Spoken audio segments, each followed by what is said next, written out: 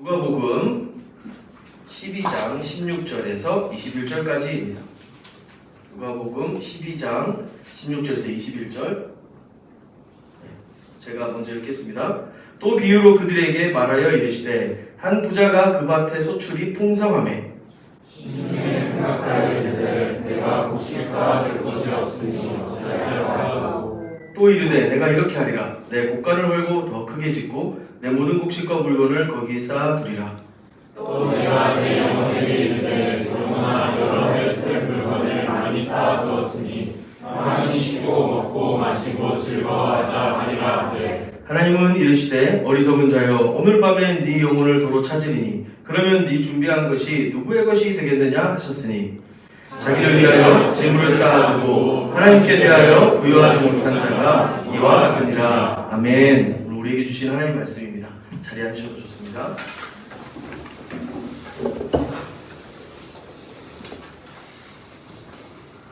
얘기해도 되나요? 우리 최윤아 리더가 방송계를 준비하고 있거든요. 아이돌. 그쵸. 아이돌 하기에는 10살이 많은 것 같아요. 근데 어쨌든 제가 맨날 장난으로 책이자 하면서 이제 한단 말이에요. 근데 오늘 본문을 좀 읽으면서 여기 나오는 그 부자, 이 부자를 좀 인터뷰한다는 생각을 가지고 좀 말씀 시작해 보려고 해요. 그래서 원래는 유나랑 좀 짜면 어떨까 그래서 생각했습니다. 영상 통화로 현장에 고깔 앞에 나가 있는 최 기자 나와주세요. 그래서 저기 1층에서 안녕하십니까 이곳은 이렇게 한번 해보려고 했는데 시간이 없었어요. 그래서 그냥 제가 해야 될 것 같습니다. 그래서 제가 만약에 이 부자를 만난다면 이렇게 질문을 해볼 것 같아요. 이거 다 어떻게 본 겁니까? 힘없는 사람들한테 막 착취하고 부정한 방법 쓴 거 아닙니까? 이렇게 막 생각할 것 같아요. 오늘 이것도 본문 보면은 16절에 보면 예수님이 비유로 이야기하시는 중입니다. 한 부자가 있었습니다. 밭에 소출이 풍성하였고 그 사람이 마음속으로 생각하여 이르되 내가 곡식 쌓아둘 곳이 없으니 어떻게 하지? 이게 걱정이 아니죠. 이거는 사실 놀리는 겁니다. 어떡하지? 곡식 너무 많은데? 하면서 막 이런 거죠 지금. 18절에 또 이르되 내가 이렇게 해야지? 되게 기어치 하는 것 같아요. 내가 이렇게 하리라 이렇게 돼 있어요. 내 곡간을 헐고 더 크게 짓고 내 모든 곡식과 물건을 거기 쌓아두리라. 이제 이렇게 대답해요. 근데 이걸 좀 만약에 이제 그 부자님께서 대답하신다면 이렇게 아니 올해 농사가 풍성했어요.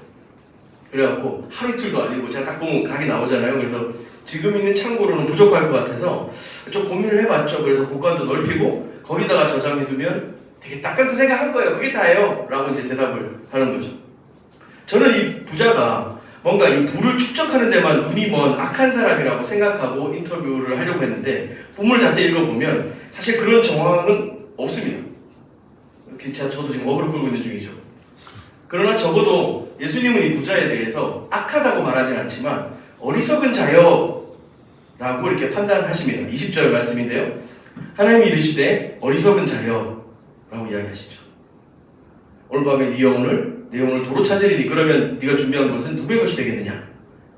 자기를 위하여 재물을 쌓아두고 하나님께 대하여 부여하지 못한 자가 이와 같으니라. 부자가 나쁜 방법으로 착취하고 부자가 된 건 아닌 것 같아요. 그러나 놓친 부분이 분명히 있습니다. 제가 인터뷰어로서 그 부분을 파고들어야 되는데 계속 한번 진행을 해보죠. 우리는 보통 이 본문이 돈이 전부가 아니다. 그래서 하나님이 전부다. 이런 식으로. 여러분 큐티할 때도 그렇게 하지 않을까요? 돈이 전부가 아니지. 하나님 전부지. 이렇게 마음에 넣는 소리 막 이렇게 합니다. 저는 오늘 이제 이 사람 악한 사람일 거야 라고 생각하고 접근했지만 예수님이 주목하신 부분은 또 따로 있었습니다. 19절인데요. 이 사람이 자기 스스로 이렇게 한 얘기입니다. 내 영혼에게 이르되 영혼아 여러 해 쓸 물건을 많이 쌓아두었으니 평안히 쉬고 먹고 마시고 즐거워하자 하리라. 아마 이 부분을 예수님은 좀 문제시 하시면서 대화를 하신 것 같습니다. 그래서 제가 이제 인터뷰를 이어가면서 왜 그런 말 하셨나요? 이렇게 막 질문을 한다고 하면 이 사람은 이렇게 대답할 것 같아요. 그냥 평안을 얻고 싶은 것 뿐이에요. 그리고 내가 수고해서 얻은 거를 내 거라고 하는데 뭐가 문제입니까? 라고 이렇게 대답할 것 같아요. 여러분 복음을 전하거나 신앙에 대해서 다른 사람들과 이야기할 때 가장 어려운 경우는 사실 안 들어주는 게 제일 어려운 경우긴 하죠. 아니다. 안 들어주는 건 편하다. 그죠? 안 들어주면 내가 더 고생할 필요가 없으니까. 근데 제일 어려운 것 중에 하나는 뭐냐면 우리 전도수 책자도 그런데요. 요즘 잘 지내세요? 그러면 아니요 이렇게 해야 우리가 뭔가 대화를 할 수 있을 것 같잖아요. 요즘 잘 지내세요? 네! 이렇게 세상이 이렇게 어렵고 환율도 오르는데 전 주식 막 올라요 막 이러면 그렇군요. 끊어진 관계는 없으시겠네요? 무슨 약간 이제 이렇게 되는 거잖아요. 그래서 그런 사람 전도하기 되게 힘들거든요. 오늘 이 부자가 사실 좀 그런 느낌이 있어요.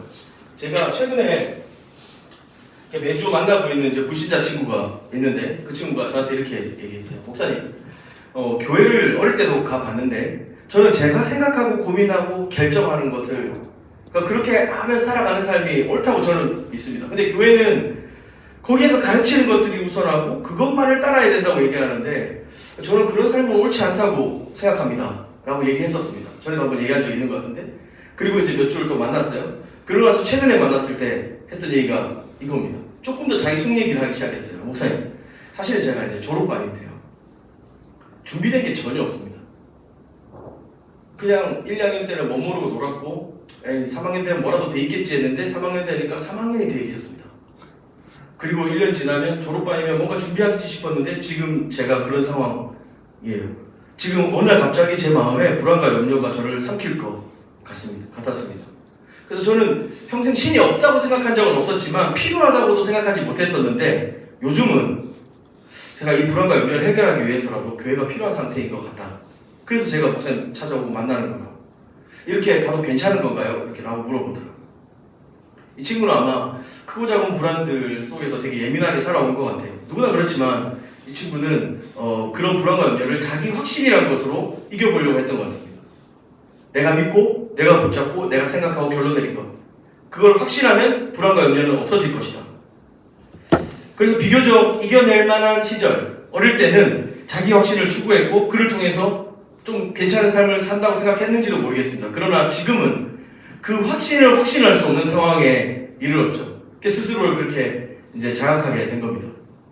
누군가에게 그 친구의 모습은 아마 되게 소신 있는 모습으로 보였을지 모르겠지만 실상 이 친구 마음속에는 자기 확신이라는 또 다른 우상이 심겨져 있었던 거죠. 오늘 본문에 이 부자를 예수님이 어리석다라고 하시는 첫 번째 이유, 이 사람은 그냥 평안을 얻고 싶은 것 뿐이에요. 내 영혼아 여러 해 쓸 것을 많이 쌓아두었으니 평안히 쉬고 먹고 마시고 즐거워하자. 이게 뭐가 잘못이에요? 그러나 제가 볼 때 이 부자 예수님이 지적하셨던 첫 번째 이 어리석은 이유는 이 창고 가득한 풍요가 자신에게 궁극적으로 평안을 보장하지 못한다는 것, 그것을 몰랐던 것 같습니다. 그러니까 예수님은 지금 이 부자의 어떤 부분을 드러내시는 거냐면 그 마음에 창고를 가득 채우면 나는 평안할 수 있다라고 하는 우상이죠. 여러분의 창고는 가득 찼습니까?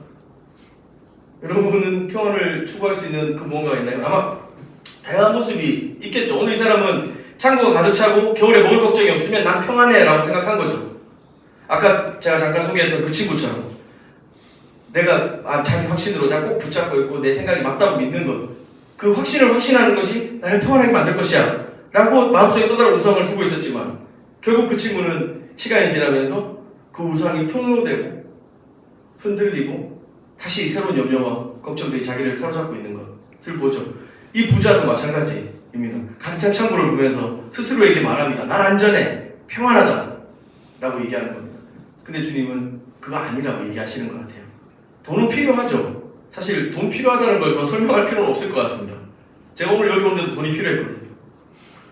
여러분, 정말 이 사람의 평안이 이렇게 계좌에 가득한 현금을 통해서 보장된다고 여러분 믿습니까? 돈은 필요합니다. 제가 그 돈이 필요 없다고 말하는 건 아니에요. 그러나 여러분의 계좌가 가득 차 있고 뽑아도 끝이 없다면 여러분 평안할 것 같은 눈빛인데요, 다들? 그죠? 저도 사실 쓰면서 염려했습니다. 평안한데 나도 갑자기 마음이 약간. 네. 근데 이제 현금 가치가 계속 변하니까. 코인이나 부동산에 뛰어들면 좀 더 장기적으로 안정성이 생기니까 제가 최근에 이 얘기를 들어서 제가 저한테 퇴직연금 이렇게 막 들고 있는데 그거 그냥 묶어두면 안 된다. 장기적으로 보고 이렇게 써야 된다. 진짜 사기꾼 같은데 이러고 하면서 막 그 생각을 했는데 제가 이제 오랫동안 차가 없었거든요. 근데 차가 없을 때는 비가 오거나 눈이 오거나 그냥 집에 숨어 있으면 아무 문제가 없었어요. 근데 지난 여름에 비 엄청 왔잖아요. 기억나세요? 물난리 났던 날. 그때 제가 부산에 있었습니다. 부산에 비가 하나도 안 왔어요. 날씨가 너무 맑고 너무 행복하게 놀고 있는데 마음 한켠에 불안이 계속 있어요. 차가 없을 때 저는 아무 걱정을 하지 않았을 텐데 하필 제가 지하주차장에 차를 두고 온 거죠. 아내한테 계속 전화를 했어요. 여보, 차 괜찮은지 한번 봐라. 비가 많이 와서 못 나가겠다 그러는데 그래서 내가 나가보라는 거 아니냐. 차가 떠내려가지 한번 봐라. 근데 계속 마음이 맑지 못했어요. 없을 땐 괜찮았는데 있으니까 염려가 생기는 거예요. 그런데 이빨이 엄청나게 생기면 우리가 염려가 아예 사라질까요? 그렇지 않다는 거 여러분도 알 겁니다. 그러나 한 번쯤은 있어보고 싶죠? 저도요. 물론 이제 우리가 사는 시대는 누군가 이제 그렇게 저한테 얘기할 수 있어요. 목사님, 돈이 진짜 제대로 있어보시면 그런 말 못하실 텐데 지금 우리 다 그 생각하고 있잖아요. 그죠? 지난주 카카오 그 사태 4,600만 명이 플랫폼 그 카카오를 쓴다면서요. 저도 충격이었는데 온 나라가 이제 마비될 것 같았죠. 이런 사고가 자주 나지는 않습니다. 그래서 뭐 한 번쯤 해프닝이라고 생각하실 수도 있는데 여러분 그 하임리 법칙이라는 거 아세요? 1대 29대 300 법칙이라고도 하는데요. 이 법칙은 어떤 그 1이라고 하는 대형 사고가 발생하기 전에 같은 원인으로 수십 차례의 경미한 사고와 수백 번의 징후가 반드시 나타나는 것을 뜻하는 통계적 법칙이라고 합니다. 저는 통계학과도 아니고 잘 모르지만 이제 이 얘기를 들었어요. 그러니까 사실은 우리는 지금 지난주에 한 번 우연히 생긴 일이라고 생각할 수 있지만 그 비슷한 원인으로 29번의 경미한 사고들이 있었고 300번의 어떤 징후들이 있었던 거죠. 우리가 무시했고 놓쳤던 것 혹은 불안해왔던 것, 그 300번의 징후들과 29번의 작은 사고들 끝에 이 일이 생겼다고 하는 겁니다. 저는 그냥 사람들이 몰랐네 하고 지내온 게 아니라고 생각합니다. 왜냐면 이번에 떠나는 경영진들이 그런 말 하더라고요. 핵심 엔지니어들이 뭐 한 사람 이런 말을 했어요. 이런 일이 없도록 대비해야 된다 이런 의미심장한 말을 남겼거든요. 모르지 않았을 겁니다. 400번의 그 징후와 29번의 사고들을 이 사람들은 보고 있었을 거예요. 적어도 이 사람 알고 있었을 겁니다. 그리고 그런 사람들이 몇 명 있었겠죠. 저는 그냥 카카오 쓰는 소시민으로서 하루 불편하면 끝나지만 그 수십억 연봉을 갖고 주식을 보유한 그 사람들이 이 하임리 법칙에 따르면 얼마나 불안과 염려 속에 경영해오고 살아왔을까요? 그런데 우리 삶의 우리 세상, 우리가 살아가는 세상의 이야기는 돈에 관한 이야기를 하거나 우리의 마음의 평안을 그 돈에서 얻을 수 있다고 생각할 때 사실 생각보다 굉장히 설득력이 있게 들립니다. 그러나 주님은 오늘 말씀하십니다. 20절에 하나님은 이르시되 어리석은 자여 오늘 밤에 내 영혼을 도로 찾으리니 그러면 내가 준비한 것이 누구의 것이 되겠느냐 하셨으니 무슨 말씀인가요? 이 어리석은 친구야. 너의 그 가득 채운 창고가 평안히 쉬고 먹고 마시고 즐기는 인생을 보장할 수 있다고 넌 생각하는구나. 정말 그런 안녕을 네가 원한다면 네가 궁극적으로 추구해야 될 것은 그 창고가 아닐 것이다 라고 말씀하시는 겁니다. 두 번째로 예수님께서 이 부자가 어리석다고 하시는 이유는 이 부자가 가득 차온 창고를 통해서 기대하는 삶이 너무 지나치게 소유지향적이기 때문입니다. 헬라어 본문으로 읽어보면 제가 헬라어 혹시 들었는데 그게 나올 수 있을까요? 안 났어요. 네, 괜찮습니다.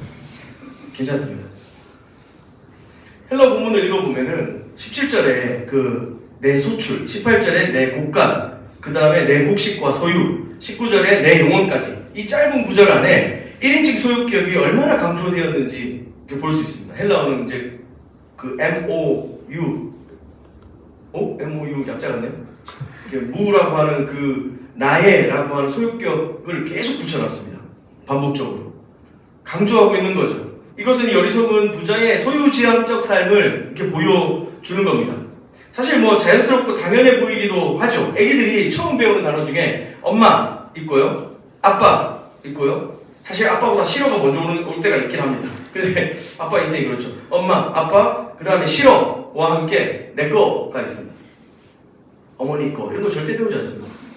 그거 배우는 데한 30년 걸린 것 같아요. 여러분 중에 아직 못 배운 사람 있을 겁니다. 싫어와 함께 내 거가 있습니다. 니 거 이렇게 하는 얘기 못 봐서 전부 다 내 겁니다. 남의 건데도 내 거죠. 이런 소유격 표현 자체가 문제라기보다는 이 창고 가득 채운 내 거 영혼까지도 내 거처럼 할 수 있다고 생각하는 것, 이게 문제이죠. 소유가 우리 영혼을 지켜주지 않습니다. 소유가 우리를 설명하고 규정하게 둘 수 없습니다.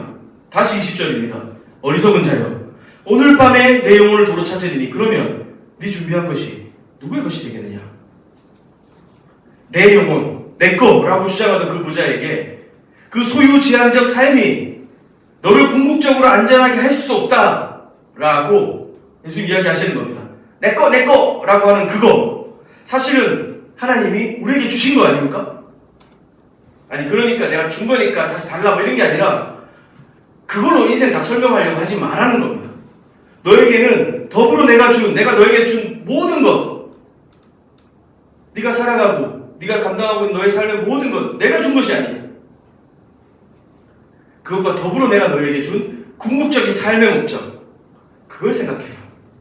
소유지향적이었던 이 어리석은 부자는 그 삶의 궁극적인 목적을 잊고 있습니다. 소유가 나쁘거나 뭐 악이라는 뜻은 아니에요. 하지만 문제는 그 소유지향적인 삶은 우리로 하여금 궁극적인 목적을 잊게 만듭니다.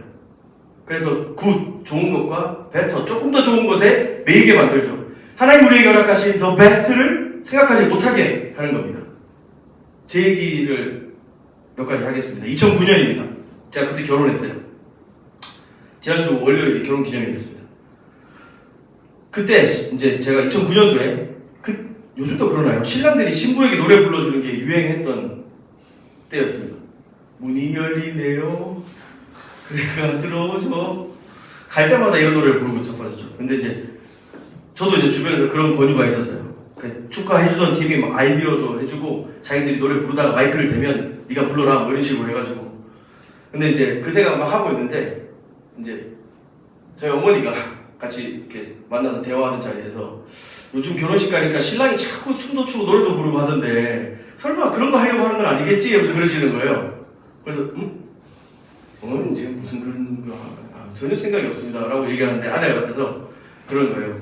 결혼식 주인공은 우리니까 이제 당신이 결혼식 때 최고로 잘해야 되는 것은 당신이 결혼식 때 가장 집중해야 되는 대상은 바로 나를 바라보는 거다. 노래나 뭐 이런 거 하느라 분주하지 않았으면 좋겠다. 이제 이런 식으로 얘기를 해주더라고요. 그러니까 저는 이 멋진 결혼식, 신부를 자랑스럽게 하고 행복하게 하려고 하는 목적을 위해서 몰래 노래 연습도 하고 있었는데 궁극적인 목적, 이 결혼의 대상, 그리고 이 결혼식을 결혼식에 있어서 가장 궁극적이고 가장 집중하고 마음을 쏟아야 되는 그 신부에게 생각하는 걸 제가 만약에 놓친다면 아무리 못 들리게 노래를 부른다 한들 그건 실패죠. 궁극적인 의미를 놓쳐버린 부수적인 의미에 정신이 팔려 있는 거죠. 또 비슷한 사례가 한 번 있습니다. 아이들 정서적 안정을 위해서 반려동물을 들이는 것은 좋습니다. 애들을 위해서 되게 좋죠. 제가 형편이 안 돼서 미국에서는 이제 못 키웠었지만 친구 집 갈 때마다 개들이 엄청 많이 있었어요. 진짜 개예요. 멍멍이가 아니고 엄청 커. 사람처럼 누워 있습니다. 멍멍이, 막 야옹이 막 이렇게 엄청 많아요. 그래서 애들하고 친하게 지내게 했습니다. 고은이가 이제 둘째가 그때는 뭐 2살, 3살 이랬으니까 걔가 아무리 커도 가서 그냥 밟고 다니고 막 꼬리 잡아 당기고 막 이랬었죠. 정서적으로 되게 이제 저는 좋을 거라고 생각했습니다. 근데 어느 날 그 고양이를 한 5마리 키우는 집에서 청소를 하고 있었는데 고은이가 완전 눈, 코, 입 다 막 물이 나오고 얼굴이 벌겋게 돼가지고 친구가 안고 나오는 거예요. 고은이 알러지 있는 것 같다. 그래서 밖으로 데려가서 바람 쐬고 이제 괜찮아졌는데 저희는 몰랐죠. 고은이한테 좋을 거라고 생각했어요. 정서적으로 그 반려동물이 도움이 될 거라고 생각했어요. 그런데 진짜 위험할 뻔했죠. 애가 계속 기침하고 숨도 못 쉬고 그랬거든요. 반려동물을 통해서 정서적 안정감을 가지게 되고 생명 존중들을 배우는 것도 중요하지만 저에게 있어서 고은이의 건강만큼 생명만큼 더 궁극적이진 않습니다. 부수적인 것들을 통해 부수적인 목적들인 것일 뿐이죠. 이와 같이 우리 인생에는 우리가 추구해야 되고 놓치지 말아야 되는 궁극적인 목적, 최고의 목적이 있습니다. 그러나 인생이 궁극적이고 참된 목적을 부자는 생각하지 않았던 겁니다. 그래서 그는 가득 찬 창고가 평안을 줄 거라고 믿었고 내꺼 하는 그 소유지향적 태도가 자신의 인생의 진정한 목적을 가리고 있다는 사실을 몰랐던 겁니다.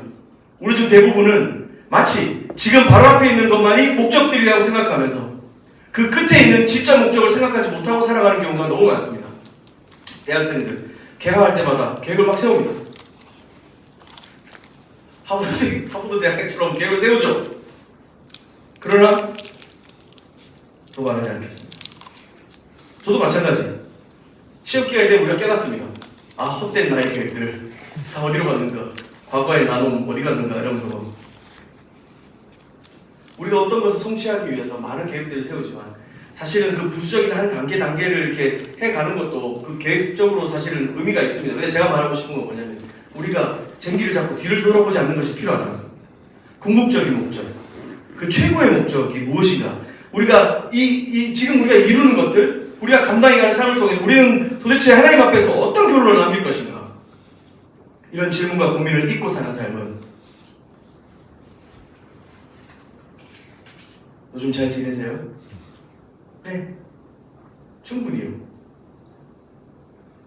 우린 행복을 얻기에 정말 많은 일을 해왔습니다. 맞아요. 제가 이번에도 학점을 잘 받았답니다. 제가 이번에도 이직에 성공을 했어요.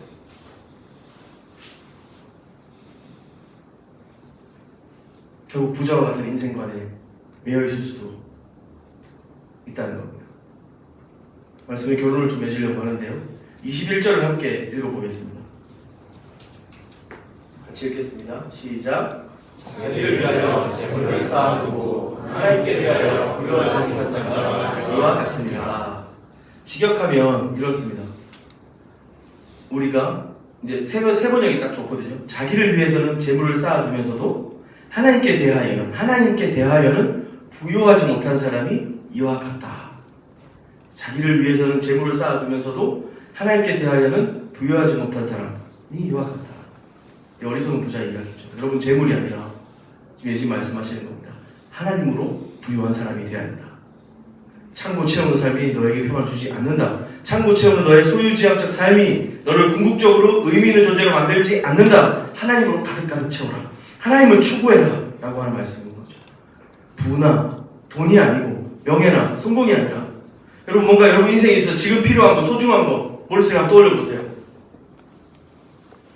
그게 뭐든지 간에 여러분, 우리보다 더 가진 사람들, 나쁜 의도를 가진 사람들, 힘 있는 사람들로부터 우리는 비교되며 언제든지 잃을 수 있는 것들입니다.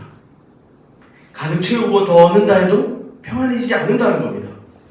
그러나 여러분, 우리는 하나님으로 부유한 사람이 될 수 있습니다. 하나님으로 부유한 사람은 다릅니다. 온갖 세상 속에서 영적 싸움에서도 평안합니다. 악한 세상과 세속 논리 속에서도 우리는 평안합니다. 지난번 로마서 설교를 통해서도 말씀드렸지만 막 소리질러 제가 외쳤습니다.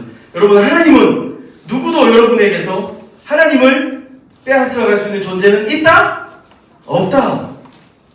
심지어는 여러분 자신도 하나님께서 그리스도 안에서 여러분을 사랑하시는 것, 여러분들 자신이 거부하거나 끌어내거나 빼앗을 수 없다라고 얘기했었습니다. 그분이 우리 삶의 주인 되십니다. 그런 하나님에 대해서 부요하라고 예수님 말씀하시는 겁니다. 부, 명예, 성공, 외모, 능력에서 여러분 만족을 찾지 마세요.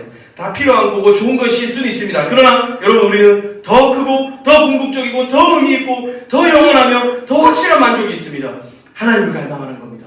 하나님으로 배부르는 겁니다. 하나님을 욕망하는 겁니다. 하나님을 더 사모하고 사랑하는 겁니다. 그분은 우리에게 더 좋은 것, 아니 가장 좋은 것을 주시는 분이십니다. 출애굽기 6장 7절에 보면요, 너희를 내 백성으로 삼고 나는 너희의 하나님이 되리니. 우리 하나님 이런 분이십니다. 너희를 내 백성 삼고 나는 너희의 하나님 되리니. 내 하나님 되기를 원하시는 분이십니다. 내 곡간, 내 소출, 내 곡식이 아니라 내 하나님이 되기를 원하시는 그분이십니다. 레위기 11장 45절 같이 읽겠습니다. 시작. 나는 너희의 하나님이 되려고 너희를 애굽 땅에서 인도하여 낸 여호와라. 아멘. 아멘. 주님 우리 삶에 개입하시고 우리 삶에 관여하시고 도우신 이유가 뭐라고요? 내 거 되시려고 하신다는 거. 할렐루야죠. 우리가 그걸 잘 모르고 살아서 문제예요. 다른 것에 목숨 걸죠. 그래서. 그러나 오늘 예수님 21절에서 뭐라고 말씀하십니까? 재물이 아니라 하나님으로 부유해지려고 해라. 예수님은 지금 헛된 것들에 마음 빼앗기지 말고, 우상에게 마음 빼앗기지 말고, 나에게 네 마음을 주려. 나에게 네 마음을 빼앗기려. 나 여기 있잖아. 너에게 모든 것을 줘도, 내 생명마저도 주기 위해서 나는 내 아들을 내어준다. 너를 부유하게 하고, 너를 평안하게 하고, 너를 만족하게 하고, 너를 자유하게 하고, 너를 행복하게 하기 위해서, 너의 인생의 궁극적인 목적을 알게 하기 위해서 내가 여기 있잖아. 내가 네 거다. 라고 얘기하시는 거예요. 베드로전서 3장 18절입니다. 그리스도께서도 단번에 죄를 위하여 죽으사 의인으로서 불의한 자를 대신하였으니 이는 우리를 하나님 앞으로 인도하려 하시리라. 우린 절대 당할 수 없습니다. 어떤 철학과 종교와 선행으로도 도달할 수 없습니다. 그리고 가질 수도 없는 그 하나님을 하나님 자기 자신과 같은 아들 예수 그리스도를 대가로 내어주시면서 우리로 하여금 하나님을 내 거 하도록 주셨습니다. 이는 우리를 하나님 앞으로 인도하려 하십니다. 예수님은 죄 많은 저와 여러분을 대신해서 십자가에서 죽으셨습니다. 그리고 우리를 하나님께로 인도하셨습니다. 우리는 창고에 가득 채운 곡식도 없고요. 세상이 주는 기준을 만족하지 못할지라도요. 지금 저와 여러분의 상황이라는 것이 참 보잘것없고 좀 허접해 보일지라도 우리는 절대로 망하지 않습니다. 우리를 향한 하나님의 사랑은 땅에 떨어지지 않습니다. 여러분, 세상에 복음이 필요 없을 것처럼 풍요롭고 괜찮은 삶을 사는 사람들 분명히 있습니다. 그러나 그들에게도 그래서 우리는 말할 수 있습니다. 당신에게 궁극적인 행복과 삶의 목적을 주시는 분은 우리 하나님이십니다. 아들 예수 그리스도를 통해서 우리는 그 하나님을 알 수 있고 경험할 수 있고 그분을 소유할 수 있는 특권을 얻습니다. 그리스도께로 나오시지 않겠습니까? 우리는 그 복음을 믿고 그 복음을 전할 수 있는 사람들입니다. 같이 찬양하겠습니다.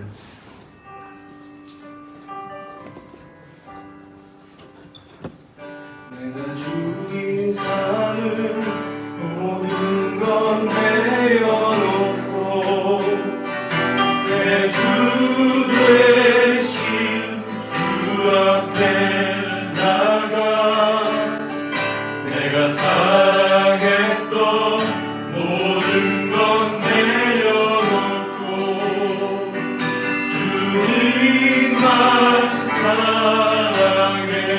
내가 주인 삼은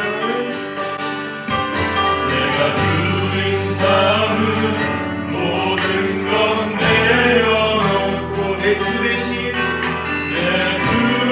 대신 주 앞에 나가 내가 사랑했던 모든 건 내려놓고 주님만 사랑해.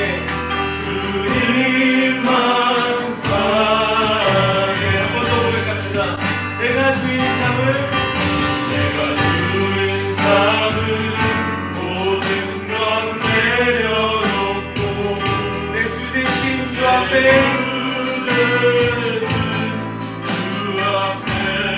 나가 내가 사랑했던 모든 건 내려놓고 주님만 사랑해. 주님만 사랑해. 고백합시다. 주 사랑 멋진 풍랑에도 깊은 바다처럼 나를 잠잠케 해. 주 사랑 내 영혼에 간서 그 사랑 위에서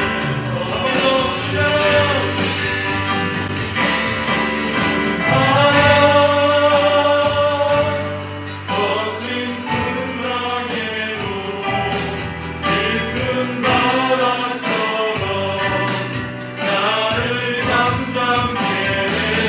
그 사랑 내 영혼에 간서 그 사랑 위에 서리. 주신 말씀 붙잡고 한번 기도할 텐데요. 여러분 마음에 이거 아니면 안 될 것 같고 내가 이게 안 돼서 망하는 것 같고 이것 때문에 내 인생이 어그러진 것 같은 것들이 있습니까? 이 어리석은 부자가 창고를 가득 채우고 내 마음이 평안할 것이라고 생각한 것과 같습니다. 혹시 이것은 내가 이루어야 되고 내가 취해야 되고 내가 받을 마땅한 상이라고 생각하는 것들이 있습니까? 어리석은 부자에게 있었던 소유지향적 모습입니다. 우리는 세상의 것이 아니라 헛된 우상의 것들이 아니라 허망한 세상의 가치들이 아니라 우리 하나님을 소유할 수 있는 사람들입니다. 우리 그 하나님을 가질 수 있는 자들입니다. 아들 예수 그리스도를 통하여서 우리를 하나님께로 인도하셨습니다. 내 하나님이 되어주시기 위해서 우리의 삶에 개입하시고 간섭하시는 주님이십니다. 그분 앞에 여러분 삶의 주도권을, 여러분 삶의 중심을 내어드리지 않겠습니까? 이 시간 같이 기도할 때 주님 하나님을 소유한 자로 살아가게 하여 주십시오. 하나님으로 부유한 자 되게 하여 주십시오. 세상에 썩 없어지고 상대적으로 그냥 사라질 그 어떤 것이 아니라 영원하신 하나님, 당신을 소유한 자로 살아가게 해주십시오. 같이 한번 기도하며 주 앞에 나가도록 하겠습니다.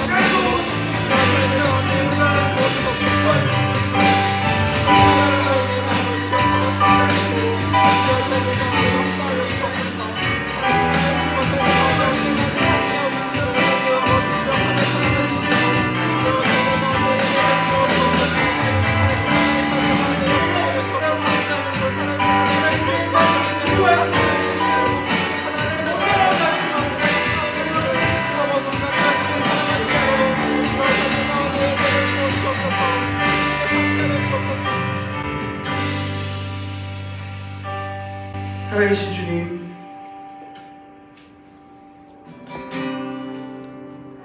하나님을 소유할 수 있는 특권을 우리 가운데 주신 것을 감사하고 찬양합니다. 우리 삶에 간섭하시고 개입하시며 때로는 우리의 실패 가운데서도, 우리의 눈물의 자리 가운데서도 함께 하시며 가장 좋은 것으로 하나님 자신으로 우리를 채우시기 위해서 우리 곁에 함께 하시며 우리 가운데 오신 주님을 찬양합니다. 하나님, 우리는 너무 자주 우리의 곳간을 채우는 것을, 그렇게 내 마음에 평안이라는 우상 가운데 빠지는 것에 익숙한 존재들입니다. 내 손에 쥔 것들을 놓고 싶지 않고 하나님마저도 이용해서 내가 성공하고 잘 되기를 바라는 마음들이 더 많습니다. 그러나 주님, 이 시간 결단합니다. 내가 주인 삼은 모든 걸 내려놓고 주님 앞에 나아가 하나님을 소유하는 기쁨, 하나님으로 채워지는 기쁨, 하나님을 통하여서 얻는 참 행복과 만족을 누릴 수 있게 주님 인도하여 주시옵소서. 우리의 삶의 궁극적인 행복과 영속적인 삶의 목적들을 우리 가운데 주시는 것을 믿습니다. 그것으로 인해 만족하고 이 땅을 살아가고 걸어가게 하여 주시옵소서. 우리를 하나님께로 인도하시는 주 예수 그리스도의 십자가의 은혜와 하나님 아버지의 부욕해 하시는 사랑과 성령님의 교통하심이 이곳 가운데 모인 소마대청 지체들 한 사람 한 사람에게 항상 함께 있을지어다. 아멘.